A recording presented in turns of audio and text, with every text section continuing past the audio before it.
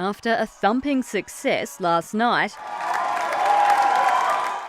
Premier Daniel Andrews was doing his victory lap this morning. They have given us the greatest of gifts, and that is a second term, and we don't take that for granted. But he's not the only one celebrating. Susanna Sheed was the lone independent elected to the last parliament and looks comfortable in Shepparton. We're just being cautiously optimistic.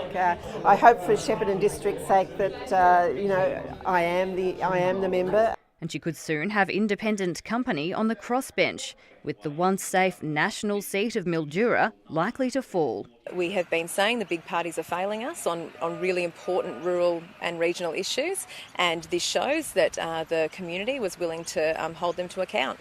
A similar story is playing out in the country seat of Ripon, with the Liberal seat tonight leaning towards Labor. Still waiting on the results. I think we're certainly heading in the right direction, and I really look forward to it being resolved very, very soon. And marginal bellwether seats across the Sandbelt at risk of turning blue, instead turning a deeper shade of red. I don't know if I'm surprised. I think for 4 years we've worked really hard every day. The statewide swing almost swept a 19-year-old into office in what would have been a shocking steal in the blue ribbon Liberal seat of Brighton. I won't get up, however, it's a clear sign that anything can be marginal these days. Labor is also tipped to take Burwood and Box Hill. A year ago, Northcote was the scene of a shock loss when the Greens took the seat in a by-election.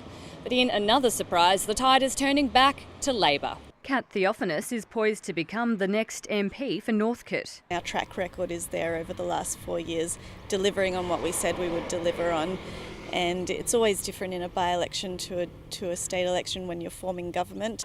And Labor may no longer have to deal with obstacles in the upper house. Labor could win as many as 19 seats in the upper house, which means only 1 or 2 more votes to get legislation passed.